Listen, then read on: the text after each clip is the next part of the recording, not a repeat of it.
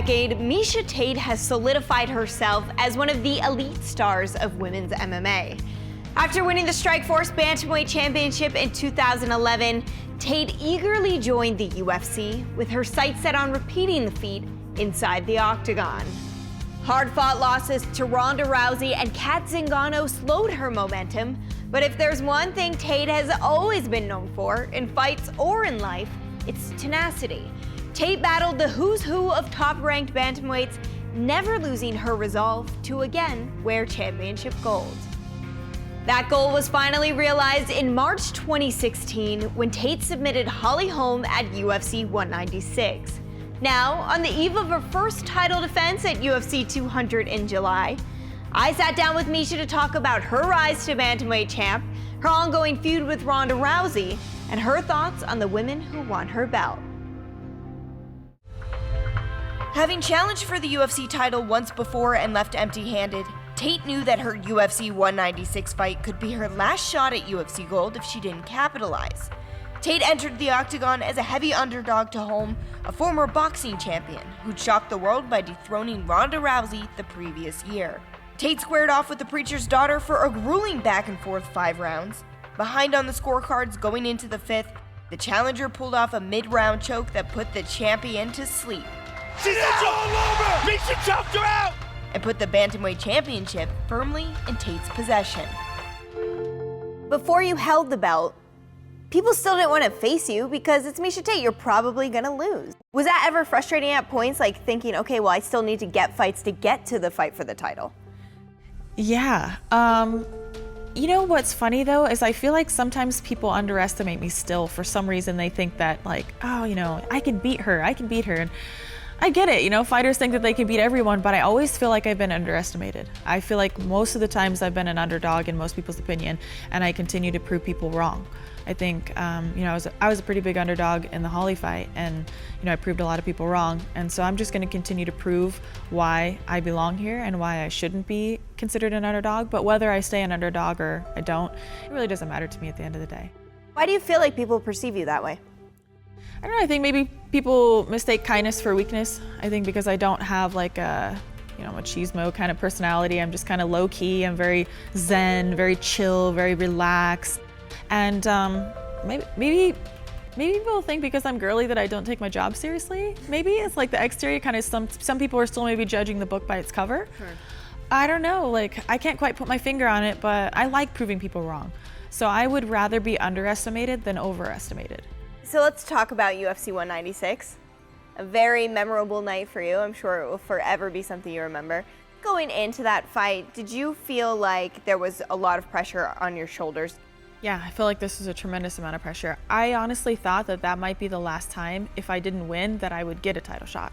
Because I felt like the road would be so long to get back to that. And you just, one thing that made me really wake up and realize you don't just get title shots all the time, you know? And like when I didn't get that one against Ronda, it was kind of like, you know, I knew that, but it was just like a slap in the face. It was like a reality check. Like, hey, like these don't come around all the time. They're never guaranteed. It's never for sure. So you got to make the most of it. And I didn't know if that would be the last chance that I would get. The pressure worked for you. Yeah, it did. Not a lot of people could do that. What do you attribute that to? I think it was just making up my mind. It was accepting that kind of scariness of it. You know, there was a lot of pressure. There was a lot of fear of failure involved. A lot of just being afraid of not accomplishing my dream. But I accepted that. I realized that was the reality, and I was still willing to take the risk, you know, for the chance of the reward, you know. So just trying to keep the dream bigger than the fear. Well, it certainly worked. Have you watched the fight back? I have. I think she edged me out in the first round. She edged me out in the third round. I think she edged me in the fourth round with her, you know, her striking. But at no point did I feel in danger. At no point was I hurt. No point did I take any serious damage. You know, she never got any clean kicks to the head or anything like that. So I was still in it. I felt really good about what I was doing.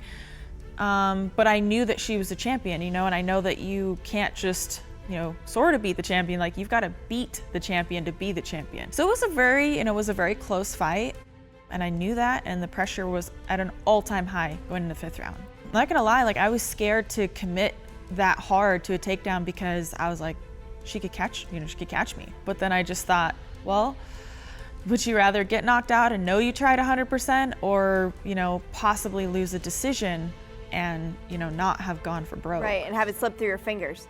Yeah, and that's kind of what I was thinking. I was like, man, minutes were going by and I felt like my worst enemy was the clock. Yeah. I was running out of time. When you're able to secure that choke, what is life like in that moment for you? Does it freeze? Do you remember it? Is it like I blacked out, I can't remember anything? Yeah, it was slow. I knew that I had the choke, and she tried to toss me over her back, and I kind of just stuck my foot in there to stay in with that, and that actually tightened the choke more, and it caused both of us to roll through. And I knew I had the choke, but it seemed like forever that she was. I was like, when is she gonna tap? When is she gonna tap? Like, God, I hope this girl can't breathe through her ears, you know? Like, I know I've got it. And that was the thing, is like, I admire her so much because she didn't tap.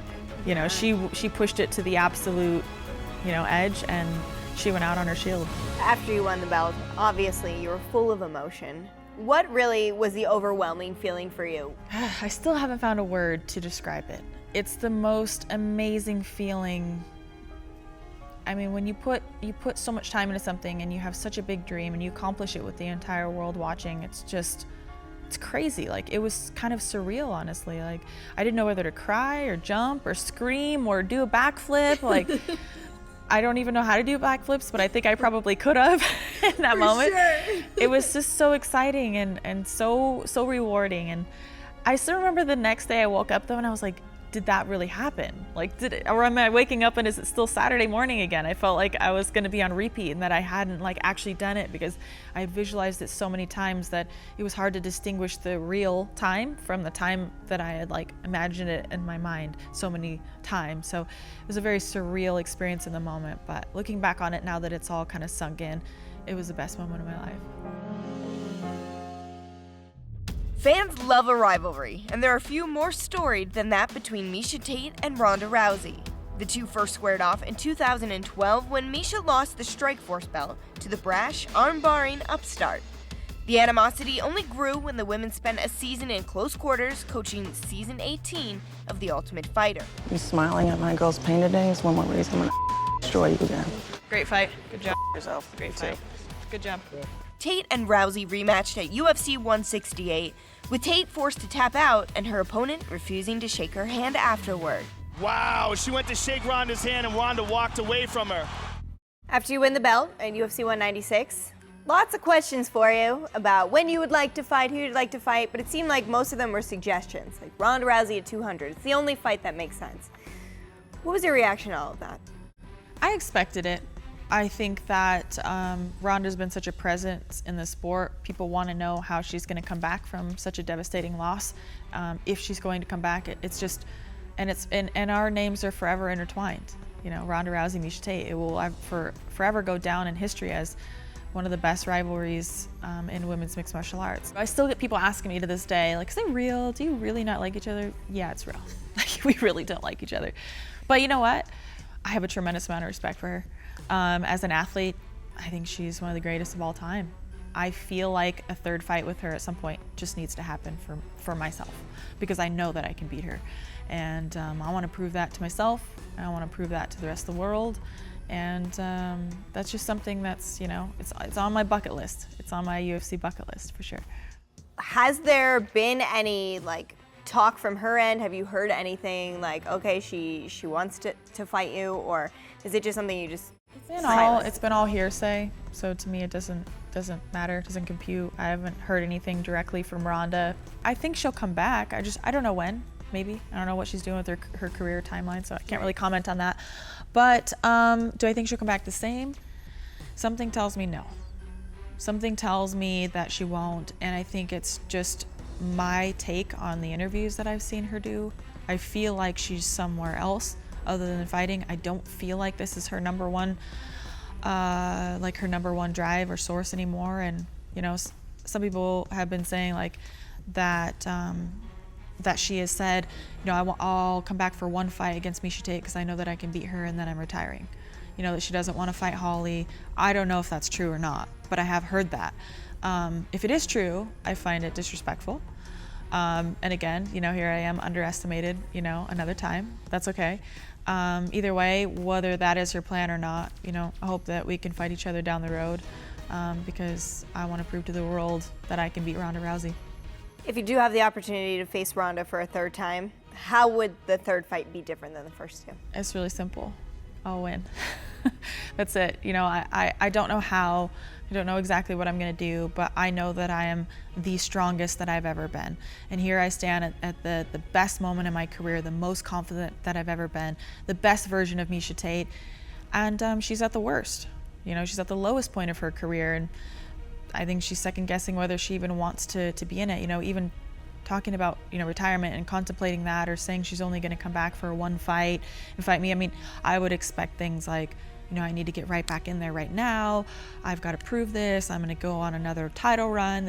Those are not things that I've been hearing from Ronda. Where is her heart really laying? I know that when I've gone through the toughest of tough times, I've been head kicked and knocked out before. I've lost to Ronda twice. Like, that was the most devastating thing that ever could have happened to me inside my career. But here I am. I've made myself better for it. I've made myself stronger. And I don't recognize that in Ronda.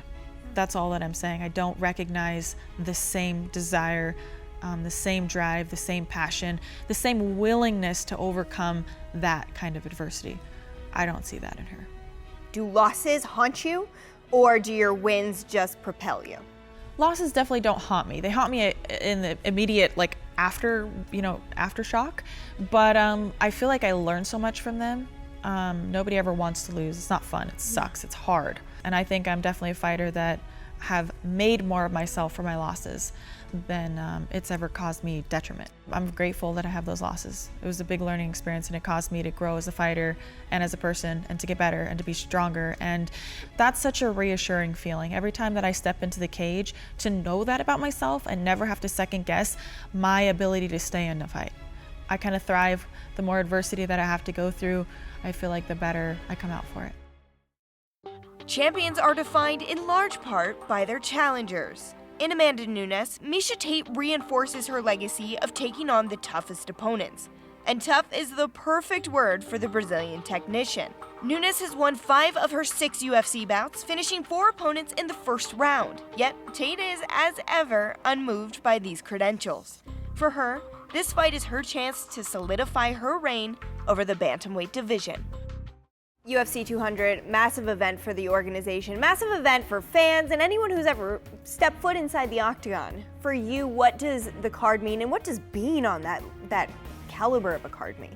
It's one of the biggest cards of the year, so it's pretty dang exciting, and it's a huge honor to be defending my belt alongside the greatest in the sport. It's a stacked card from head to toe. And it's just a big honor to be on that, that I would be someone that they would put on such a magnificent card. I mean, they have John Jones and Daniel Cormier. I mean, these are guys that are just tried and true in the sport. They're the best of the best. So it feels really good and very rewarding to be, trotting right alongside them. I'm very excited to represent on UFC 200. You get the chance to defend your belt for the first time against Amanda Nunes, a very skilled fighter, well-rounded out of Brazil. She's incredibly well-rounded. She's a judo specialist. She's got a black or brown belt in jiu-jitsu. I remember when she fought Julia Budd 145 in Strikeforce, and she knocked her out. She's very dangerous. A lot of people may not know who she is, but that doesn't mean that it's an easy fight for me. Were you expecting her to be the first girl you were fighting? I didn't really know because I wasn't sure when I was going to be fighting. I know that she had won that night, but at the press conference, she called me out. I'm the next. I want to fight Miesha. I was like, sure. I mean, I don't know, whatever the UFC wants. But I didn't get a chance to see her fight that night. But she won. I won. It makes sense. What are you expecting from Amanda? How do you think she's going to come out? It's going to be a big jump for Amanda, and it's going to be a lot for her to deal with mentally and emotionally. And I've been in this situation before more than once, so I know exactly what to expect, and it can be overwhelming if you're not prepared or if you're not ready, and I think it's gonna be a lot for her, but that doesn't necessarily mean that she's not gonna show up on fight day, Right. It might be draining in the days to lead up, but I think when push comes to shove, she's a gamer. I think she comes out of the gate very, very strong. Most of her wins are first round finishes. She is a front runner, but I think that she's gonna be training for a 5-round fight, so it's never a good game plan to think like, oh, someone's gonna get tired, you know? Right, I have to exactly. assume that she's gonna be that first round front running the entire 5 rounds. So that's what we're preparing for. So you've accomplished so much. I know you have lots more you want to do in the sport, but what does that include? What are some of the things that you still like to accomplish in your life? Well, the first and most important thing is making my first title defense. Everyone says like you're not really a champion until you've defended the belt. So right now, that's the most pressing thing. That's the most important thing. And every day, that's just what drives me. That's what gets me out of bed in the morning. That's what makes me go to the gym and bust my butt because I want to go out there and I don't want to just win. Like I really want to put a stamp on it. I want to put a seal on it. I want to shut up the naysayers, you know, and so I want to finish. So that's the most important thing to me. Obviously, there's a lot of other little goals and things that I would like to do, but I feel like they're so not important in comparison to defending this belt. How do you believe you get it done against Amanda Nunes? I hate to make fight predictions, but I promise that I'm going to go out there and I'm look for a finish. I would love to get a knockout. I would love to show my striking is elevating. I think each fight is getting better and better and better. But I'll take a win any way it'll come. Every time you step in the octagon, there's always a continuous improvement. Just when you think that, okay, Miesha's been in this game for so long, why would she improve or why would she take it to another level? You always display something out there. What do you think fans will take away from your performance at 200?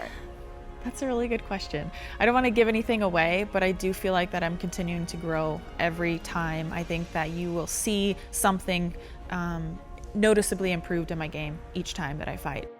I'm never content with my performance. I'm never completely happy with my performance. You know, yeah, I went out there and finished Holm, who's never been beaten before. I'm not happy with that. I'm not settling with that. I'm not content with that. You know, and I'm always going to be fighting the next best girl. So it's more pressure each time, but you know, I feel like I'm thriving in that. I feel like I'm hitting my stride as a fighter, as an athlete, and I'm just going to continue to improve. And I want to finish. I want another finish. That's what I'm looking for. Perennial underdog Miesha Tate is a woman used to proving people wrong, and her self-determination has taken her all the way to UFC gold. On July 9th at UFC 200, she gets another chance to silence her doubters by defeating Amanda Nunes. Tate expects the fight to be an all-out war, and she wouldn't have it any other way. Through that enduring force of will, Miesha Tate continues to define what it means to be a champion. I'm Olivi, and thank you so much for watching The Exchange on UFC Fight Pass.